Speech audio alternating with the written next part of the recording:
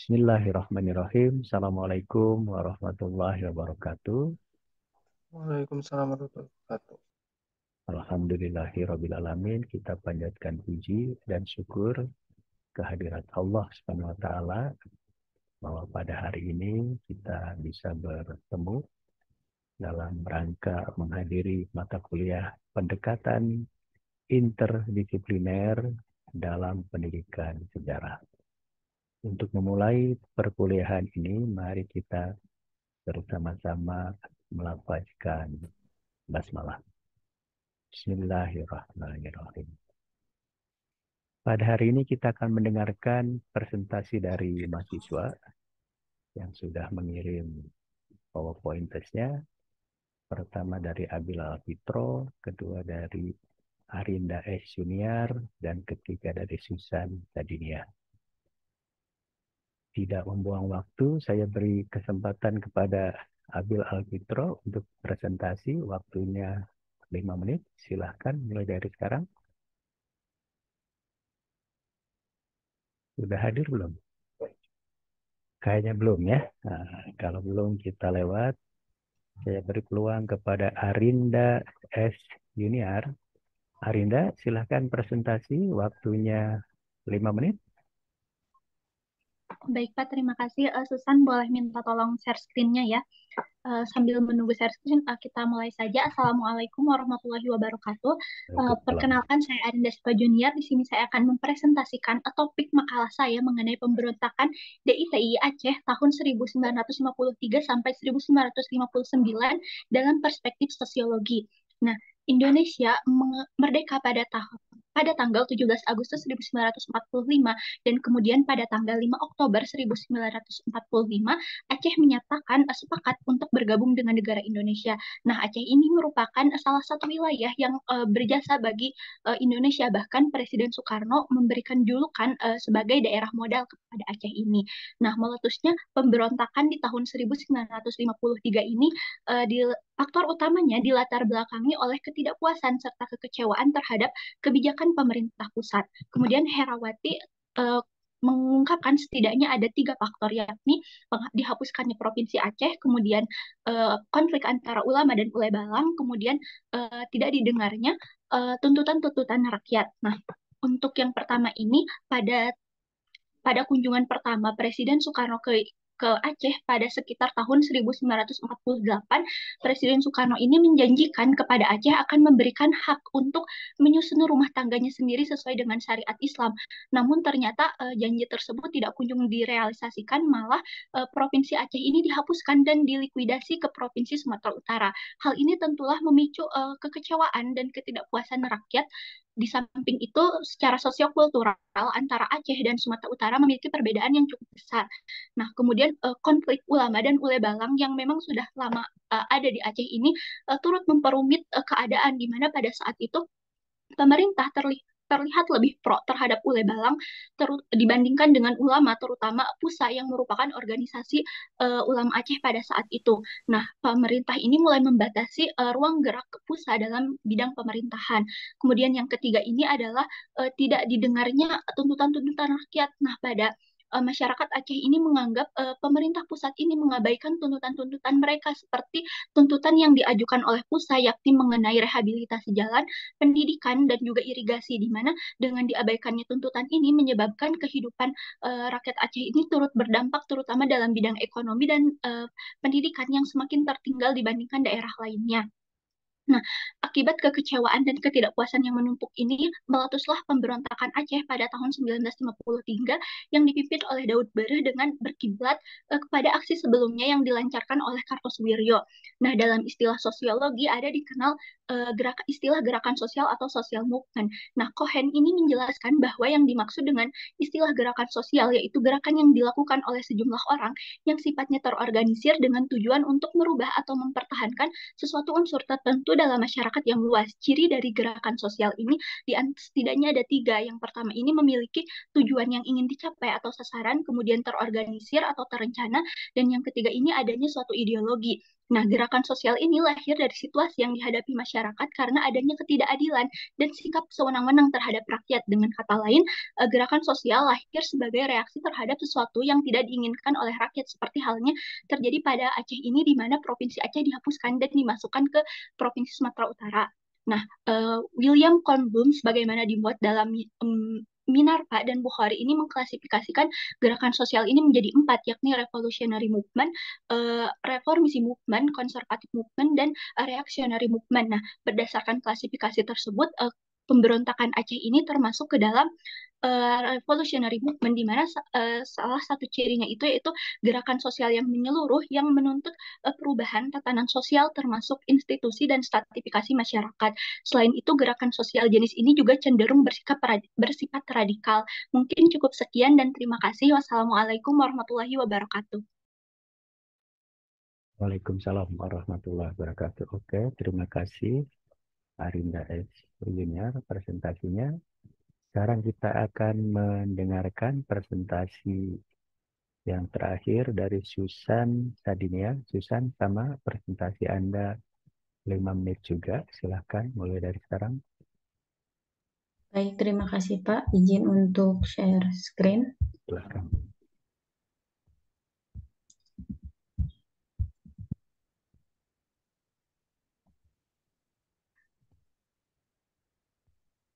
Baik, di sini saya akan menjelaskan terkait dengan konflik gerakan Aceh Merdeka pada tahun 1976 hingga 2005 dalam perspektif politik dan juga antropologi. Nah, dalam hal ini, GAM atau Gerakan Aceh Merdeka ini muncul akibat dari adanya ketidakadilan atas kebijakan pemerintah pusat yang sentralistik, militaristik, dan represif. Nah, dalam hal ini, dalam pandangan politik sendiri, ketidakadilan ini merupakan salah satu hal yang tidak didapatkan secara menyeluruh dari satu pihak terhadap pihak lainnya begitu. Nah, dalam hal ini ketidakadilan yang tidak didapatkan oleh masyarakat Aceh sendiri sehingga munculnya GAM ini berawal dari adanya ketidakadilan ekonomi itu sendiri. Nah, dalam hal ini Tiro sebagai salah satu yang memprakarsai adanya gerakan Aceh Merdeka ini hadir untuk dapat membantu masyarakat Aceh agar terbebas dari ketidakadilan yang diterimanya begitu. Nah, pada Desember 1976 ini adalah muncul GAM, akan tetapi pada saat itu GAM ini masih bersifat sembunyi-sembunyi. Nah, GAM ini muncul akibat dilatar belakangi dari adanya kecemburuan sosial dari masyarakat Aceh itu sendiri, karena dalam hal ini masyarakat Aceh seperti yang disebutkan sebelumnya dalam presentasi Arinda itu sangat berjasa dalam kemerdekaan Indonesia, sebagaimana Daud Bere dan juga Soekarno ini telah bekerja sama. Pada saat itu Soekarno meminta Daud Bere untuk membantu Indonesia agar dapat merdeka. Akan tetapi setelah merdeka dan juga saat ini pada masa Orde Baru, kemerdekaan yang diinginkan oleh masyarakat Aceh sendiri tidak didapatkan seperti itu. Apalagi setelah adanya pengolahan gas alam atau perusahaan LNG di Aceh itu sendiri. Nah, dari perusahaan itu Aceh hanya mendapatkan 20% dari pendapatan yang diterima oleh pemerintah itu sendiri, sehingga pendapatan dari gas alam itu sekitar 2,1 miliar, akan tetapi pada saat itu Aceh hanya mendapatkan sekitar 70 juta untuk APBD-nya sendiri. Nah, hal tersebut juga menjadikan rakyat Aceh ini tidak sejahtera seperti itu. Adapun fase penting dalam GAM yaitu yang pertama, fase pertama itu pada tahun 1976 sampai 1989. Pada saat atau fase ini GAM belum terlalu menunjukkan kekuatannya. Hal ini juga disebabkan karena pada masa tersebut, pada masa Orde Baru, di mana politik dan ekonomi Orde Baru ini sedang kuat-kuatnya, sehingga pada saat itu GAM yang Santiro yang kurang dikenal oleh ulama pada saat itu dan juga baru muncul, belum bisa menembus pertahanan politik dan juga militer dari Indonesia itu sendiri, dan juga pada saat itu perjuangan masih dilakukan secara sembunyi-sembunyi. Selanjutnya pada tahun 1989 sampai 1998 GAM ini mulai merebak sehingga pemerintah menganggap bahwa GAM ini sebagai salah satu penghambat dalam pemerintahan, sehingga dijadikanlah GAM sebagai DOM atau daerah operasi militer. Nah, pada saat masa 89 sampai 98 ini terjadi banyak kekerasan dan juga kekerasan, pembunuhan, pemerkosaan dan penculikan terhadap masyarakat Aceh, sehingga hal ini menjadi fokus tertentu dari pemerintah maupun masyarakat Aceh, sehingga mereka benar-benar merasa telah apa ya benar-benar tidak dihargai gitu. Nah, pada masa selanjutnya yaitu 98 dan hingga tahun 2005 ketika masa reformasi, pemerintahan politik juga mengalami beberapa perubahan karena beberapa presiden juga diganti gitu. Yang pertama dari B.J. Habibie, meskipun DOM ini telah dicabut, daerah operasi militer ini telah dicabut, akan tetapi B.J. Habibie belum benar bisa mengatasi konflik yang terjadi. Nah, selanjutnya juga pada masa Gus Dur dan juga Megawati melakukan pendekatan lain selain pendekatan militer, yaitu pendekatan ekonomi dan politik. Akan tetapi hal ini juga tidak berpengaruh karena hal ini merupakan konflik vertikal antara pusat dan juga masyarakat Aceh sendiri gitu.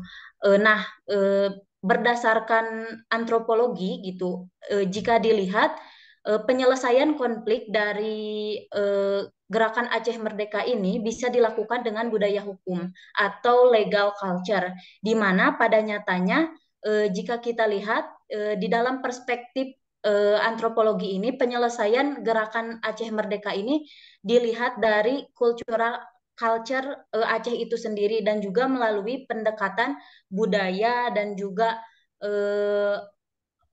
pendekatan budaya itu sendiri seperti yang Sisa dilakukan oleh SBY dan juga waktunya Yusuf sudah Kala. 5 menit. Terima kasih, Pak. Silahkan di close.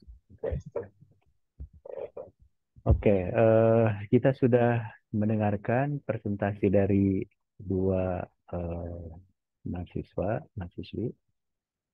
Kepada mahasiswa lain yang tidak presentasi pada hari ini, silahkan mulai membuat komentar singkat dan ditujukan kepada salah seorang dari dua presenter yang tampil pada hari ini ya. Saya ingin memberikan komentar singkat secara umum. Saya lihat mulai ada kemajuan ya, terutama dari sisi sumber yang digunakan sudah mulai ada, walaupun tetap saja kritik saya adalah sumber-sumber yang Anda gunakan itu belum merupakan sumber standar ya. Jadi kalau kita ingin memahami Aceh, ingin memahami DITI, ingin memahami GAM, bacalah sumber-sumber standar. Jangan asal comot. Jadi kalau Anda ngutip tulisan saya kurang relevan, sebab saya bukan pakar tentang DITI, bukan pakar tentang GAM. Saya pakar tentang surat kabar pada masa revolusi. Itu yang belum nampak ya. Jadi Anda harus tanya, ketik ke Mbah Google sumber standar tentang GAM, sumber standar tentang DITI, harus begitu. Jadi agak percuma sumber banyak dari jurnal, dari buku, tapi sesungguhnya bukan sumber yang otoritatif ya. Itu yang pertama. Yang kedua, pendekatan-pendekatan yang disampaikan belum kelihatan ya. Memang ada penjelasannya, tapi menurut saya belum jelas pendekatannya apakah pendekatan politik, pendekatan sosial, termasuk pendekatan budaya ya. Oke, saya ingin memberikan komentar seorang-seorang. Pertama ke Harinda dulu ya. Pemberontakan DITI Aceh 5359 dalam perspektif sosiologi. Jadi seperti saya katakan, kita calon sarjana, termasuk guru sejarah, sejarawan, harus kalau menulis makalah itu harus yang apa ya, yang netral saja ya. Sebab kalau Anda menyebut pemberontakan, orang Aceh marah nanti, saya tidak memberontak, saya bukan pemberontak ya. Daud Bureh marah nanti, dia berjuang demi Islam bukan untuk melakukan pemberontakan. Jadi padahal makalah sebelumnya udah bagus judulnya, Gerakan DITI, ya itu agak netral kalau gerakannya. Ini kok tiba-tiba diubah menjadi pemberontakan. Jadi itu Anda sebagai jubir pemerintah kalau menulis begini, seolah-olah Anda ini menteri penerangannya pemerintah Soekarno atau pemerintah Orde Baru ya, sehingga menganggap daerah yang mengkritik pemerintah itu dianggap sebagai pemberontak. Nah itu kalau sarjana tidak begitu ya. Saya pikir cukup gerakan DITI atau DITI affair, jadi masalah DITI misalnya ya, jadi seperti begitu. Berikutnya ya penjelasannya masih biasa-biasa saja, tidak memberikan perspektif baru, bahkan ada beberapa yang tidak dipahami ya. Misalnya, oke, Aceh memang merasa berjasa pada masa revolusi, tidak hanya menyebut daerah modal ya. Jadi Indonesia punya Garuda Indonesian Airways sekarang. Itu adalah pemberian hadiah dari masyarakat Aceh di bawah pimpinan Daud, menyebutnya Daud Bureh ya, bukan Daud Bereh, Komo Bareh namanya. Jadi Daud Bureh itu nama kampung di Aceh. Orang Aceh kan begitu ya. Saya kalau hidup di Aceh, nama saya Andi Swirta Al-Subangi, karena saya dari Subang ya. Jadi selalu pakai nama daerah. Susan Sadiniah Al-Garuti, karena dari Garut misalnya ya, harus begitu. Jadi Daud Bureh, itu pemimpin Aceh dari desa Bureh ya. Jadi tidak hanya daerah modal, dia menyumbang pesawat, menyumbang emas, menyumbang banyak, dengan satu harapan bahwa setelah Indonesia merdeka nanti, Aceh akan diberi otonomi yang luas karena mayoritas Muslim, maka dia ingin mengurus masalah-masalah pemerintahan berdasarkan syariat Islam. Itu yang tidak kurang dianalisis. Termasuk juga jangan lupa ketika agresi militer Belanda pertama termasuk kedua, di mana hampir seluruh daerah Indonesia diduduki, Sumatera, Jawa Barat, Jawa Timur, bahkan dalam agresi militer kedua, Yogyakarta juga diserbu. Aceh tidak pernah diduduki oleh Belanda. Jadi orang Aceh bilang ketika kawasan-kawasan lain dijajah Belanda, kami merdeka. Itu yang mengapa orang Aceh sangat bangga dengan perjuangannya melawan Belanda ya. Itu semestinya dianalisis juga ya. Tentang kemudian kecewa pada pasca revolusi karena ternyata Aceh disatukan dengan provinsi Medan ya. Nah itu harus dianalisis bahwa dulu Soekarno menjanjikan pada masa revolusi akan diberi daerah khusus, daerah istimewa. Tapi pada pasca revolusi, zaman demokrasi liberal, Soekarno kan presiden tanpa kuasa. Jadi yang menentukan suatu daerah itu istimewa atau bukan presiden, tapi Perdana Menteri. Nah, coba lihat Perdana Menteri tahun 53, 59, siapa tuh? Jadi Anda jangan menyalahkan Soekarno. Soekarno bilang, saya presiden tanpa kuasa. Yang menentukan satu daerah itu istimewa atau bukan, itu Perdana Menteri. Jadi harus salahkan Perdana Menteri ya, jangan Sama seperti Orde Baru, semua salahkan kepada Soeharto. Wah, itu tidak proporsional ya. Kemudian juga ya Anda harusnya menganalisis mengapa DITI di bawah pimpinan besar ya Daud Bereh ya, tapi kok masih mau di bawah subordinasi ataupun mengekor menyinduk kepada DITI di Jawa Barat. Pimpinan orang Jawa juga tuh ya. Sekar Maji, Marijan Kartosuwiryo. Jadi pada saya ini agak aneh ya, harusnya dianalisis mengapa Daud Bereh tidak menyatakan Aceh Darussalam saja ya sebagai satu negara merdeka, tapi kok malah mau menginduk kepada DITI di Jawa Barat, pimpinan Sekar Maji, Marijan Kartosuwiryo yang orang Jawa juga. Apakah gara-gara makam Cut Nyaklinnya ada di Sumedang?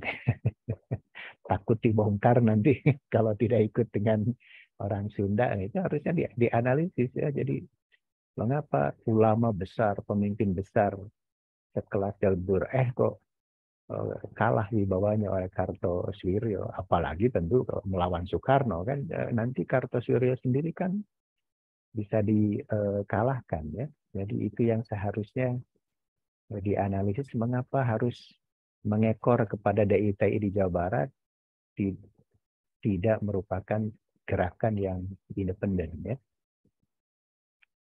Jadi itu dan kemudian ya Anda sudah banyak menggunakan sumber ya, tapi ini sering saya katakan ya. Jadi kalau Anda mengutip sumber, nggak boleh ngutip nama pengarang, kata pengarang yang lain. Jadi kelihatan Anda tidak membaca ya.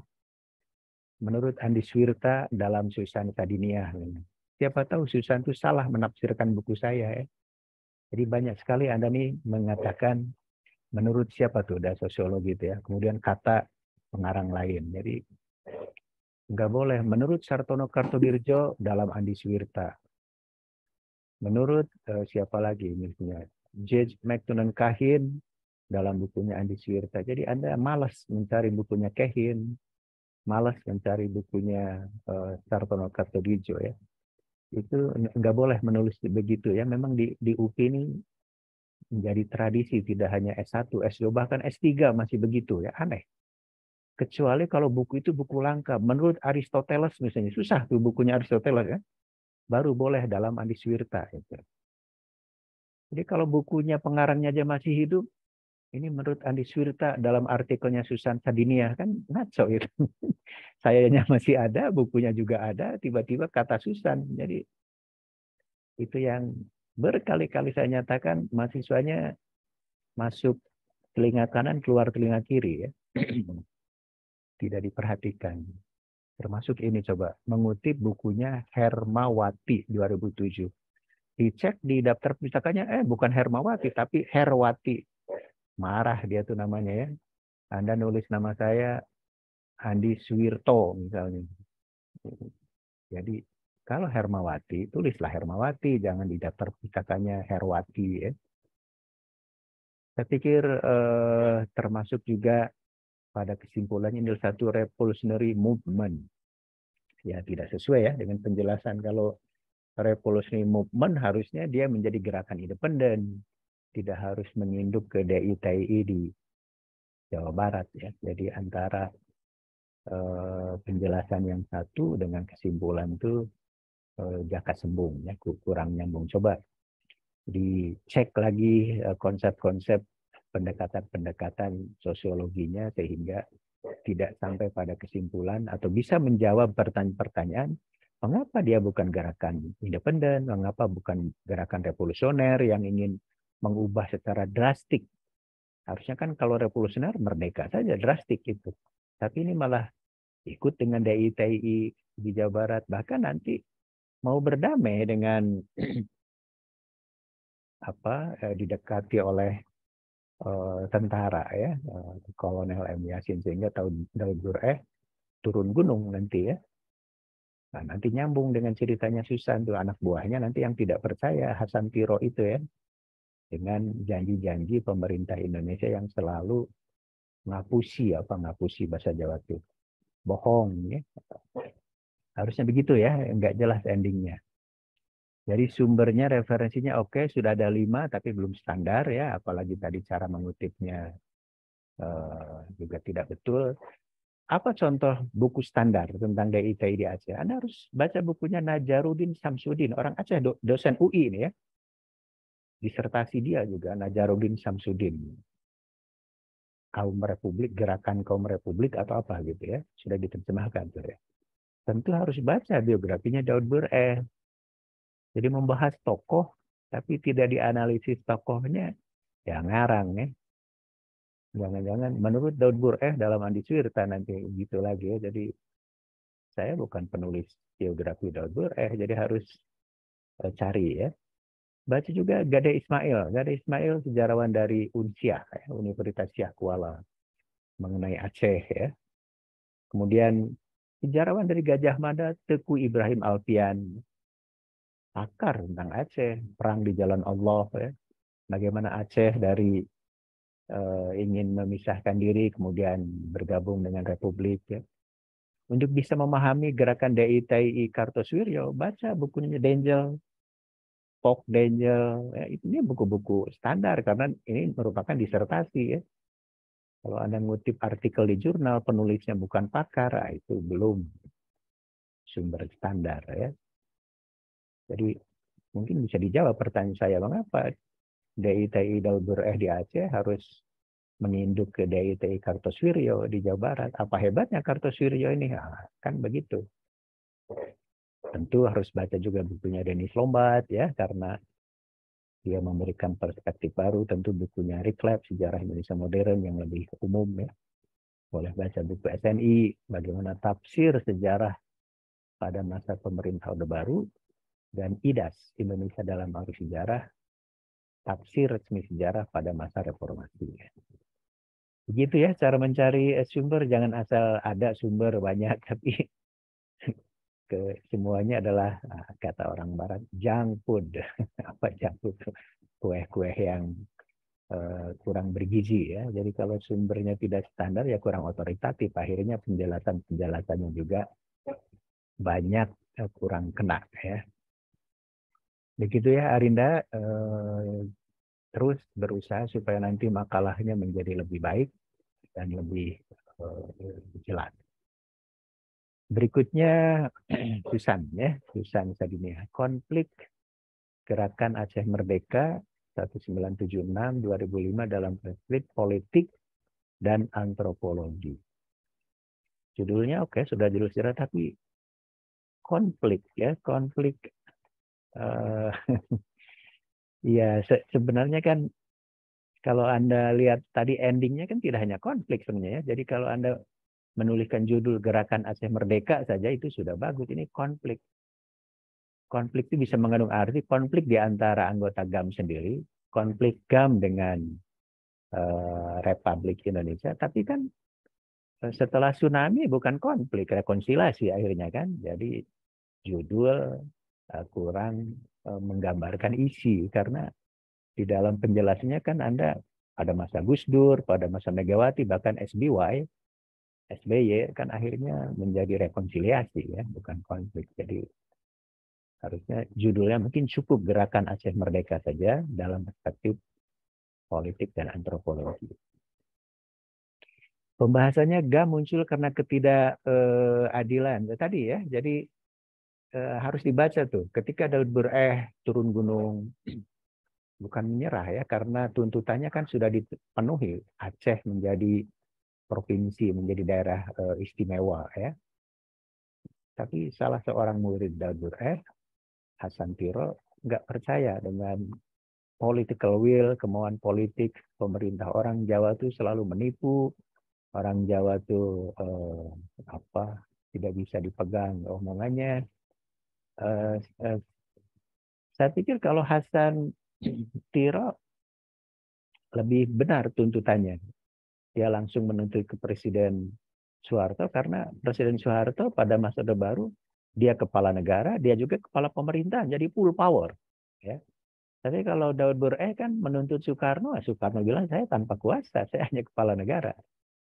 Jadi Hasan Tiro menurut saya dia tidak percaya kepada Presiden Soeharto karena pengalaman Daud Bureh juga janji-janji itu acap kali tidak ditepati ya. Jadi karena itu perlulah ada semacam analisis beda GAM dengan DITI Aceh ya 53 59. GAM kan mulai 76 ya pada masa Orde Baru ya. Dan harusnya tidak masalah ketidakadilan itu harus dilihat dalam konteks tahun 70-an. Apa itu? Ditemukannya gas Arun ya. Gas alam di Aceh, Arun. Jadi orang Aceh bilang, kami ini kaya dengan sumber daya alam. Tapi kenapa banyak disedot oleh pemerintah pusat? Masyarakat kami miskin. Nah, itu konsep ketidakadilan ekonomi harus dikaitkan dengan ditemukannya sumber daya alam yang melimpah di Aceh.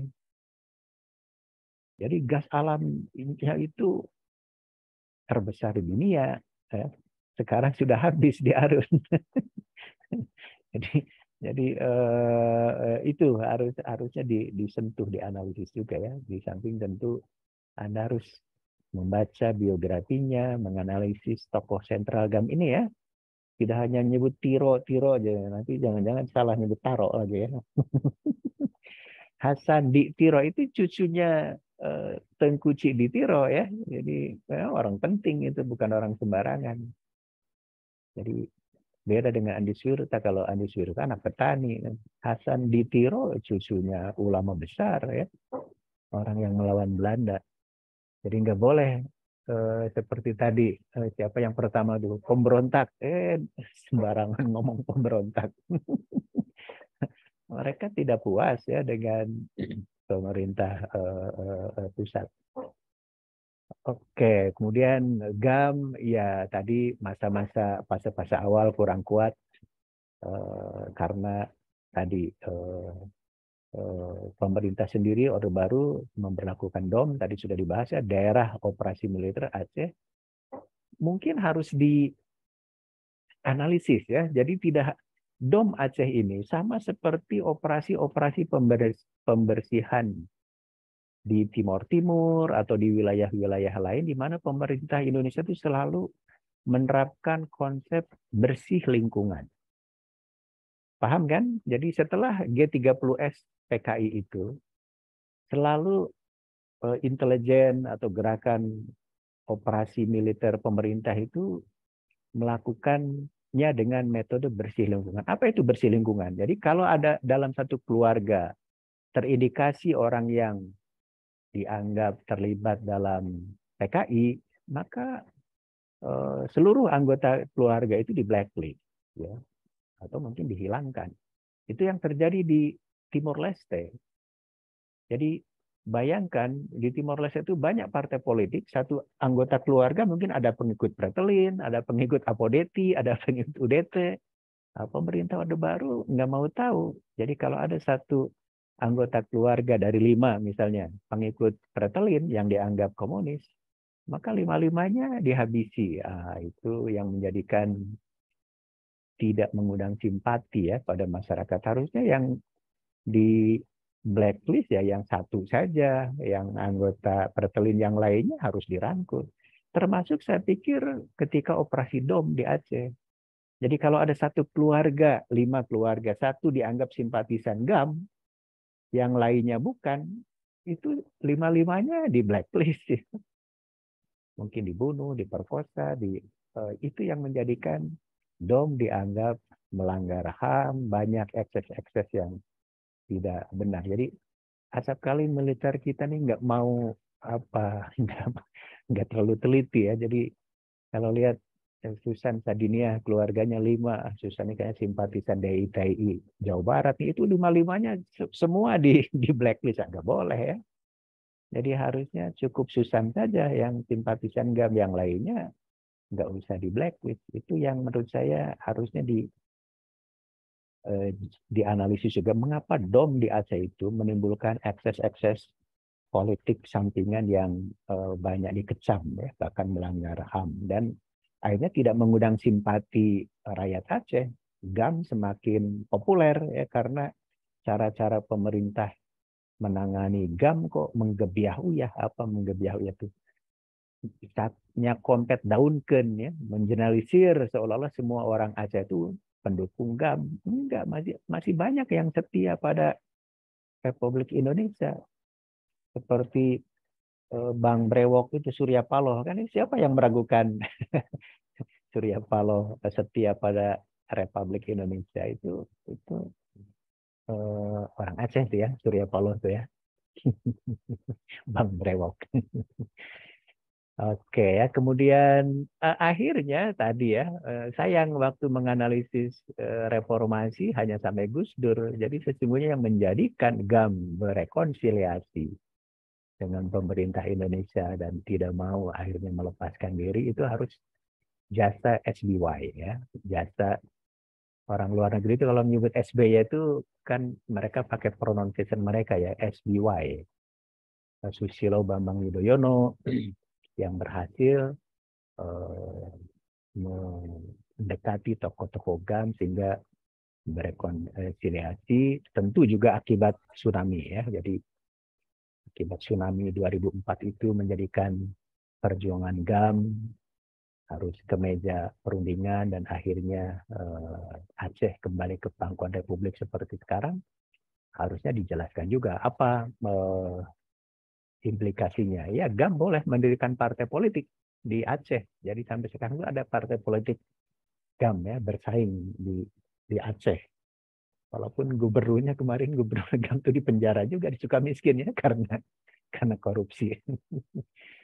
Jadi karena sampai 2005 ya harusnya dibahas SBY itu ya kan, SBY kan 2004 kan ya, mulai tsunami 2004. Jadi kemudian ya analisis politiknya menurut saya agak kurang nampak ya. Penjelasan sejarahnya oke, tapi analisis politiknya termasuk konflik. Jadi nggak kelihatan tuh apakah konflik antara sesama GAM sendiri. Tapi kan tidak hanya konflik, analisisnya ada juga rekonsiliasi ya. Kemudian analisis antropologi hukumnya ya seperti kritik saya, Anda ini terlalu undang-undang sentrik ya. Menurut undang-undang nomor sekian, nah itu orang mahasiswa hukum lah biar yang ngomong gitu ya. Kita orang sejarah bicara saja apa konsep-konsep antropologi yang bisa menjelaskan tentang gerakan GAM ini dari melawan pemerintah menjadi mau berunding dengan pemerintah. Harusnya begitu ya.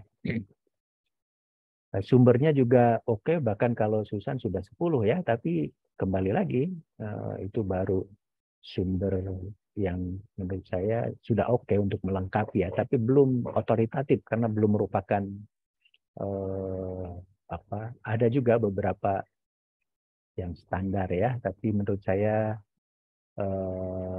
tadi misalnya biografinya Hasan Tiro ya harus dibaca. Yang ahli GAM itu siapa sekarang orang sejarawan? Tanya ke Mbah Google ya, coba sumber standar tentang GAM itu. Tadi kalau DITI kan saya menyebutkan ada Najaruddin Samsudin, ada Tengku Ibrahim Alfian. Coba kalau GAM, kalau yang nulis biografi Hasan Tiro sudah banyak gitu ya, termasuk Hasan Tiro sendiri pidato-pidatonya, tulisan-tulisannya dikumpulkan dalam satu buku. Saya malah menemukannya waktu saya berkunjung ke Malaysia di perpustakaan UKM, University Kebangsaan Malaysia ya. Jadi banyak sekali bibliografi berkenaan dengan GAM, Gerakan Aceh Merdeka ya. Saya pikir itu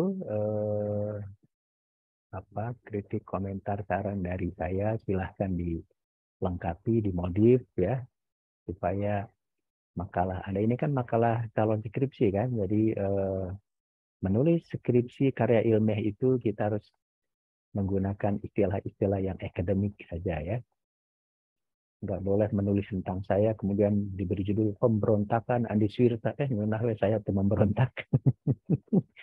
Konflik Andi Swirta dengan dirinya sendiri.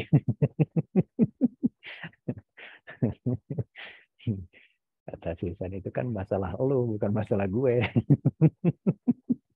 Jadi kita menganalisis ini secara akademik saja, tidak harus menggunakan istilah-istilah yang sifatnya judgment, ya, sifatnya menghakimi. Bahkan orang kalau membahas sekarang peristiwa Madiun juga tidak pemberontakan PKI Madiun. Sering orang mengatakan Madiun affair, ya, masalah Madiun atau gerakan PKI di Madiun. Jadi harus begitu. Sebab kalau kita menggunakan istilah yang hitam putih, pemberontakan, ya, iya pemberontakan kalau yang menangnya golongan nasionalis. Kalau yang menangnya kalau golongan komunis, apakah mau disebut pemberontakan? Nah, bukan, ya, bahkan kepahlawanan dan dia kepahlawanan PKI di Madiun. Jadi itu penting bagi seorang sarjana menulis istilah-istilah yang sifatnya akademik saja. Termasuk jangan lupa menggunakan sumber-sumber juga harus yang standar, dan cara menuliskan sumbernya harus betul, ya. Kalau mengutip pengarang harus cantumkan di dalam daftar pustaka nama pengarang itu dengan betul, ya. Tidak boleh juga mengutip pengarang satu, kata pengarang dua. Nah, itu. Jadi kalau banyak sekali saya sering memberi contoh, ya. Jadi Anda kan pasti membaca bukunya Helwi Samsudin, membaca bukunya Sartono Kartabirjo, membaca bukunya Kunto Wijoyo, membaca bukunya Taufik Abdullah. Kemudian Anda bilang dalam makalahnya menurut Taufik Abdullah dalam Andi Swirta. Nanti kata saya, naon saya mau ngutip Taufik Abdullah kok cek saya. Kumaha tah? Liur. Jadi harus langsung membaca merujuk penulis pertamanya, jangan kata orang lain lagi, ya. Itu saja saya pikir kuliah kita pada hari ini. Mari kita akhiri dengan bersama-sama melafazkan hamdalah. Alhamdulillahirrabbilalamin. Insya Allah jumpa lagi minggu depan dengan topik pembahasan yang berbeda dan presentasi mahasiswa juga yang berbeda. Terima kasih. Assalamualaikum warahmatullahi wabarakatuh. Waalaikumsalam. Terima kasih, Pak. Waalaikumsalam. Oke, sama-sama boleh lab, ya.